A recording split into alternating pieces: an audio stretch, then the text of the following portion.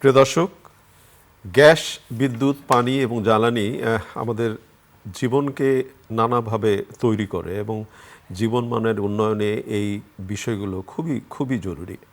বিশেষ করে জ্বালানি সংকট যেভাবে সারা দেশে আমাদেরকে আতঙ্কগ্রস্ত করে তুলেছে, এর একটা সন্তোষজনক সমাধান হওয়া খুবই জরুরি।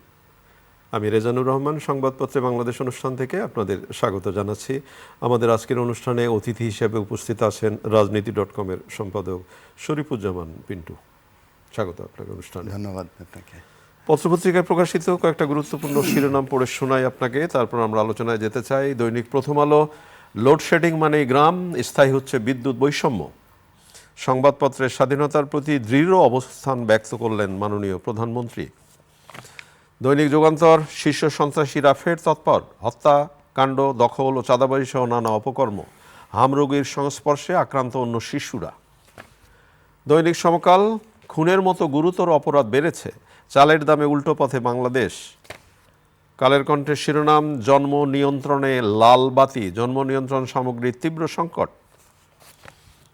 দৈনিক ইত্তেফাক, গ্রামে 8 থেকে 13 ঘন্টা বিদ্যুৎ থাকে না, ইরানকে আলোচনায় আনার চেষ্টা, চলছে যুদ্ধের প্রস্তুতিও। বাংলাদেশ প্রতিদিন, অপারেশনের অপেক্ষায় 300 রোগী, মহা পরিকল্পনা ফাইল চাপা, ইউনূস সরকারের অপশাসনের দায় সুশীল সমাজ এড়াবে কিভাবে।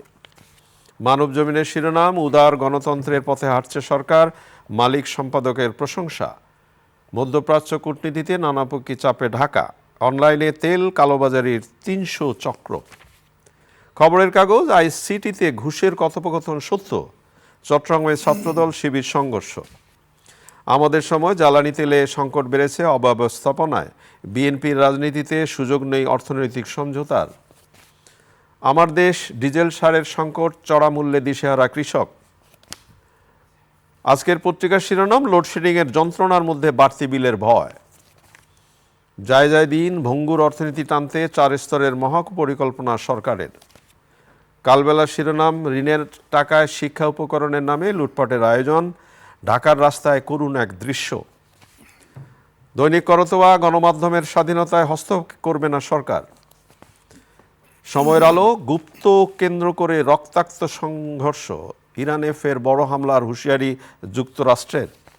রূপালী বাংলাদেশ, জ্বালানি তেলের মূল্যবৃদ্ধি, দুর্ভোগের নেই সীমা। দৈনিক ইনকিলাব, আইন শৃঙ্খলার চরম অবনতি। কিন্তু শিরোনাম যতগুলো পড়লাম, কোনো শিরোনামের মধ্যে আশাবাদের কোনো ঘটনা নেই। মানে ধরেন, কোনো একটা শিরোনাম নিয়ে যদি আশাবাদ ব্যক্ত করি, না এটা একটা ভালো কাজ হচ্ছে। বিশেষ করে লোডশেডিং মানে গ্রাম, স্থায়ী হচ্ছে বিদ্যুৎ বৈষম্য, গ্রামে 8 থেকে 13 ঘন্টা বিদ্যুৎ থাকে না। তাহলে আমরা যে বলি 68,000 গ্রাম বাঁচলে বাংলাদেশ বাঁচবে, তাহলে কি হবে? না, আপনি যতগুলো শিরোনাম পড়লেন, এর মধ্যে সংকট ছাড়া কিন্তু কোনো আশার কথা নেই। আপনি যদি সেই বৈশ্বিক সংকট বলেন, সেটা তো একটা থমথমে অবস্থায় আছে। আসলে আলোচনা হবে কিনা, আজকে রাতে শেষ হচ্ছে যুদ্ধবিরতির মেয়াদ, এটা বেড়েছে অলরেডি বলছে, কিন্তু আসল সমাধান এখনো আসেনি। তো সেই আপনি যে সমাধান, যে প্রসঙ্গটা তুললেন, আমাদের এখানে যে সংকটটা তৈরি হচ্ছে অনেক ক্ষেত্রে ওই জায়গা থেকেই আসছে। এরপরে ধরেন যেটা বললেন যে গ্যাস, পানি, বিদ্যুৎ, এটা তো একটা চক্র, একটা সার্কেল, অর্থাৎ একটার সঙ্গে আরেকটা সম্পর্ক জড়িত। তো এটার সঙ্গে জীবনযাত্রাটা আমাদের এমনভাবে জড়িয়ে গেছে যে আমরা এই যে বিদ্যুৎ পাচ্ছি না, গ্রামে যে বিদ্যুৎ 8 থেকে 12 ঘন্টা পাচ্ছে না, এবং এখন সেচ তো একটা মারাত্মক, কৃষি এখন কৃষির একটা মানে বড় সময়, এই সময় চাষাবাদের একটা বড় সময়। এসএসসি পরীক্ষা, 18.5 লাখ ছেলে মেয়ে এসএসসি পরীক্ষা দিচ্ছে, এটারও একটা তারা ক্ষতিগ্রস্ত হচ্ছে গ্রাম অঞ্চলে যারা, এবং অনেকের বক্তব্য আমরা গণমাধ্যমে দেখছি, পড়তে বসলে কারেন্ট নাই, পড়বো কিভাবে, সেটা এবং মশা, এবং এখন কিন্তু প্রচণ্ড গরম। ঢাকায় আমরা বোধহয় 36, কখনো 37 পর্যন্ত আমরা দেখছি তাপমাত্রা 37°C। তো এটা আছে।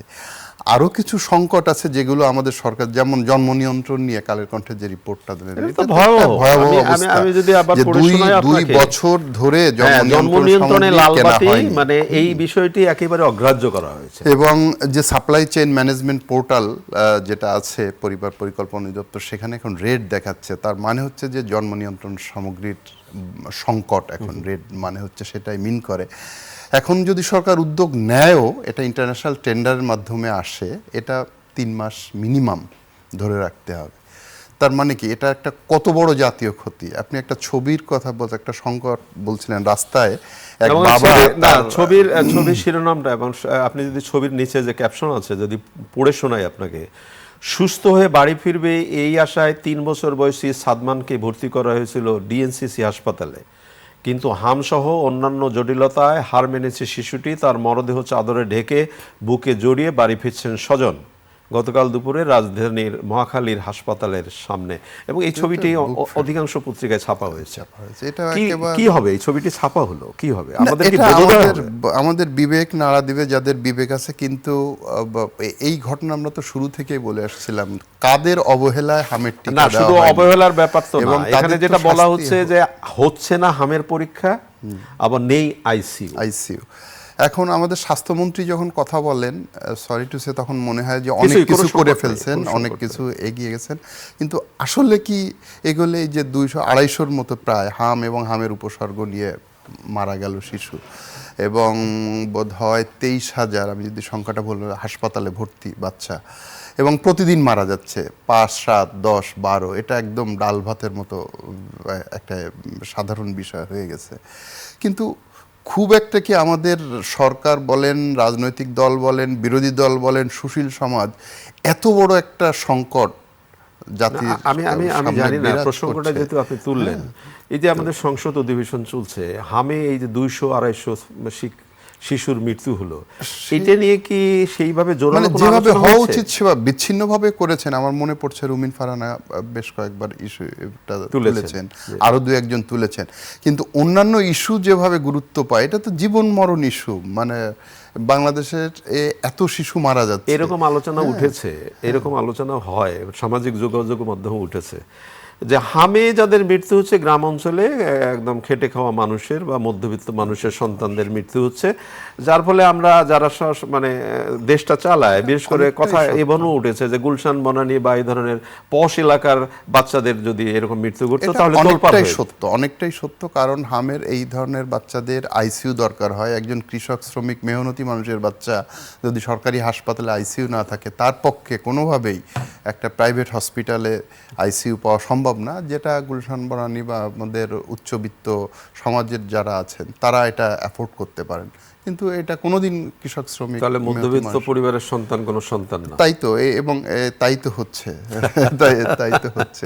এবং আপনি এই আলোচনার সঙ্গে আরেকটা বলি, হামের এই বাচ্চাটা, যে কালকে একজন নারী, উনি বোধহয় যুব মহিলা নিয়ে লিগের, তো ওনার 1.5 বছরের বাচ্চা সহ ওনাকে আটক করা হলো। পরে সোশ্যাল মিডিয়া এটা নিয়ে ব্যাপক রিয়াকশন, তারপরে আবার সন্ধ্যায় ছেড়ে দেওয়া হলো।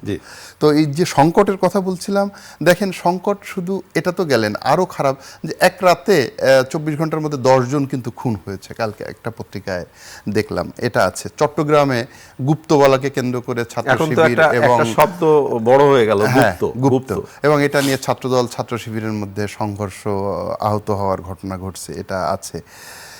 তো আর গ্যাস, তেলের পর যে গ্যাস এবং বিদ্যুতের যে সংকট মানে ঘনীভূত হয়ে আসছে, এখন আমাদের বিদ্যুতে গতকালকেও বলা হচ্ছে যে 2000 মেগাওয়াটের মতো ঘাটতি ছিল, এবং লোডশেডিং করতে হয়েছে প্রতিদিন, এবং সামনে আশঙ্কা করা হচ্ছে যে এটা আরও বাড়বে। এখন গরমের যে অবস্থা, হ্যাঁ, তো আমরা এক ধরনের মানে কি সামনের দিনগুলো খুব সুখকর কিছু দেখতে পাচ্ছি না। আচ্ছা, আপনার কি মনে হয়, যেমন ধরেন যারা এখন সরকার চালাচ্ছেন, আমাদের কাঙ্ক্ষিত একটা অবস্থান থেকে আমরা খুব আশাবাদী যে সরকার কেবল 2 মাস হয়েছে, তাকে তো অনেক কিছু আলোচনা করা যায় না, কিন্তু আমি খুব লক্ষ্য করলাম যে যারা একসময় টেলিভিশনে টক শো করতেন তাদেরও কেউ কেউ সরকারে এখন দায়িত্বে আছেন, বিভিন্ন দায়িত্বে, কিন্তু ওই টক শো করার সময় যেভাবে উচ্চকিতভাবে কথাবার্তা বলতেন, এই যেমন এখন বলা হচ্ছে যে জ্বালানি তেলের দাম বেড়ে যাওয়ার পরে জনজীবনে কোনো ধরনের প্রভাব পড়বে না, কিন্তু প্রভাব তো পড়ে গেছে। তাহলে এটা কি যারা ক্ষমতায় বসেন তাদেরকে এটা বলতে হয় নাকি? না, এটা আসলে মানে বলতে হয়, মানে যখন আপনি একটা দলের বলয়ের মধ্যে ঢুকে যাবেন, কোনো একটা রাজনৈতিক আদর্শকে বিলং করবেন, আপনি তো তার বাইরে যেতে পারবেন না, নিজেকে সমালোচনা করতে পারবেন না। এই কালচার তো আমাদের নাই। সংকটটা তো আমার দেশের না, এটা আমার তৈরি না। আমার তৈরি না, কিন্তু না এই জন্য তাহলে খোলামেলা বললে অসুবিধা, মানে যখন এই জন্য ফিলোসফিতে একটা কথা আছে, যখন কেউ কোনো কিছু বলতে না পারে তখন চুপ থাকা শ্রেয়, কিন্তু আমরা তো চুপও থাকতে পারি না। আমার মন্ত্রণালয় এটা না, কিন্তু আমি এটা জ্বালানি নিয়ে আমি কথা বলি, আমি দ্রব্যমূল্য নিয়ে আমি কথা বলি, আমি পরিবহন ভাড়া নিয়ে কথা বলি। এই কালচার তো আমাদের রাজনীতিতে আছে, সেটা এখনো দূর হয়নি। আর আপনি যে প্রসঙ্গটা বলছিলেন, আসলে এখনকার এই সংকটের জন্য এই সরকার সব ক্ষেত্রে দায়ী নয়। এই সরকারের হলো যে ব্যবস্থাপনাগত দক্ষতাটা আরো বাড়াতে হবে। যেমন দৈনিক মানবজমিনে আজকে একটা রিপোর্ট বেরিয়েছে, মানবজমিনে এর আগেও বেরিয়েছে, অনলাইনে তেল কালোবাজারির ৩০০ চক্র। যদি একটি পত্রিকার তথ্য থাকে তাদের কাছে যে অনলাইনে ৩০০ কারবারি চক্র এই অনলাইনে তেল কালোবাজারি করছে, তাহলে ব্যক্তিগতভাবে আজকে আমি সকালবেলা শুধু পরিস্থিতিটা দেখবার জন্য আমি রাস্তায় নেমেছিলাম। মহাখালী থেকে শুরু করে মাননীয় প্রধানমন্ত্রীর দপ্তর থেকে শুরু করে যে তেল লাইনের আছে, এটা পুরোটা লাইনে দাঁড়িয়ে আছে। কখন থেকে? গভীর রাত থেকে। এবং আমাদের অফিসের সামনেই, এই যে চ্যানেলের অফিসের সামনেই যে লাইনগুলো যা যানজট হয়, এইটা যদি এই যে ভোগান্তির বিষয়টা আমরা কতদিন চলবে, এইটা কিন্তু একটা নির্দিষ্ট সীমারেখা থাকা খুবই জরুরি। হ্যাঁ, দেখেন এরপরে তেলের দাম বাড়লো, তো মানুষের প্রত্যাশাটাকে ছিল দাম বাড়ুক, দাম পরিস্থিতির কারণে সে ব্যাপারে মানুষ তারা জানে যে দাম বাড়বে, কিন্তু আপনাকে সাপ্লাইটা একটা যৌক্তিক জায়গায় যেতে হবে, সেটা এখন পর্যন্ত যায়নি।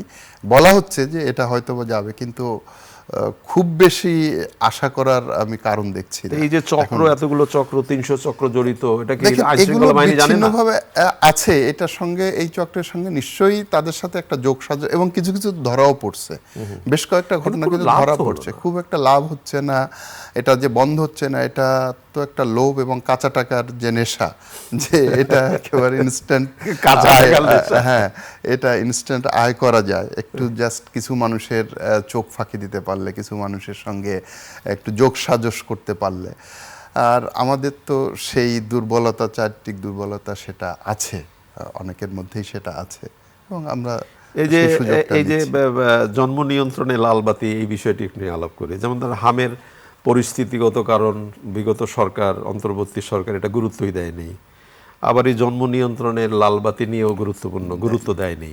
তাহলে একটা রাষ্ট্রে চলবার জন্যে তার যে বিভিন্ন অঙ্গগুলো আছে, সেই অঙ্গগুলো সচল করবার জন্য নিয়মিত নার্সিং করাটা খুব জরুরি। এখন যদি এইখানে জন্ম নিয়ন্ত্রণ লালবাতির এটা, তো পরবর্তীতে কি আমরা ওই যে জনসংখ্যার স্ফীতির জায়গা থেকে, সেটা তো আমাদের যে প্রায়োরিটি এরিয়া ছিল, যে ফ্যামিলি প্ল্যানিং, যেটা আমরা অনেক অগ্রগতি, এবং সেটা আমরা এরশাদ আমল, তখন ওনাকে স্বৈর শাসক বলি, কিন্তু ওই সময় তো এটা একটা বড় সাকসেসফুল কর্মসূচি ছিল জন্ম নিয়ন্ত্রণ, এবং তারপর থেকেও 80-র দশক থেকেও চলে আসছিল। তো এটা আস্তে আস্তে আমাদের ফোকাস থেকে একটু সরে গেছে, আসলে জন্ম নিয়ন্ত্রণের যে ফোকাসটা ছিল সেটা সরে গেছে। তারপরেও এটা ছিল, কিন্তু এই যে গ্যাপ, 2 বছর কোনো প্রোডাক্ট জন্ম নিয়ন্ত্রণ সামগ্রী না কেনার ফলে যে গ্যাপটা পড়ে গেছে, এবং এটা এখন এখানেই হলো এই সরকারের দায়িত্বটা, অর্থাৎ তাদের অবহেলা, ব্যর্থতার বোঝাটাই সেই সরকারের উপর পড়ছে, কিন্তু এই সরকার কতটা দক্ষতার সঙ্গে সেটা মোকাবেলা করতে পারবে। এই আলোচনাটাও চলছে যে সরকার এমন একটা সময় দায়িত্বভার গ্রহণ করেছে যাতে অনেকগুলো সংকট তাদের মধ্যে, তাদের ঘাড়ে চেপে বসেছে। কিন্তু এই সংকটগুলোকে মোকাবিলা করবার জন্য যে একটা সমন্বিত পরিকল্পনা, মানে দৃশ্যমান একটা অগ্রগতি, সেই অগ্রগতিতে তো জনগণ দেখতে চায়। হ্যাঁ, সেটা তো অবশ্যই, নইলে তো জনগণ তো অলরেডি বলা, সোশ্যাল মিডিয়া যদি আপনি দেখেন, সোশ্যাল মিডিয়া কিন্তু এই ইস্যুগুলো আসছে বারবার, নানাভাবে, ব্যঙ্গাত্মকভাবে। তারপরে কে কি বলেছিলেন, এখন তো খুব সহজ, ডকুমেন্টস পাওয়া খুব কঠিন না। আপনার নির্বাচনী ইশতেহারে কি ছিল, ওই দিন তো বিরোধী দলের একজন বলছে যে বিএনপির এমপিরা এখন জুলাই সনদ হাতে নিয়ে ঘোরে, আমরা বিএনপির নির্বাচনী ইশতেহার নিয়ে ঘুরি, সাথে নিয়ে ঘুরি।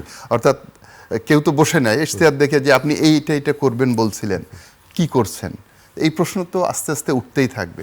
তো সেই প্রশ্ন ওঠার আগেই সরকারকে চেষ্টা যে অনেক ক্ষেত্রে নাই সেটা আমি বলবো না, কিছু ভালো অভিজ্ঞতা ধরেন আমি এর মধ্যে গেছিলাম পাসপোর্ট অফিসে, সরি একটা ব্যক্তিগত, তো আমি দেখলাম যে আমার ধারণা ছিল হয়তো কাউকে বলে টলে যেতে হবে, আগের যে অভিজ্ঞতা এটা একটা পরিবর্তন, এটা কিন্তু আমি গিয়ে দেখলাম যে তবু একটা নিয়ে গেলাম, দেখি না, দেখলাম ওয়ান স্টপ সার্ভিস এবং কাউন্টারে জমা দিলাম, তারা আমাকে একটা ডেট দিল, সেই ডেটের দিন গেলাম এবং কিছুক্ষণ বসে দেখলাম 20-25 মিনিট আধা ঘন্টা সিরিয়াল অনুযায়ী আমি পেয়ে গেলাম। তো পাসপোর্ট অফিসে আমার খুব ভালো লাগলো আসলে।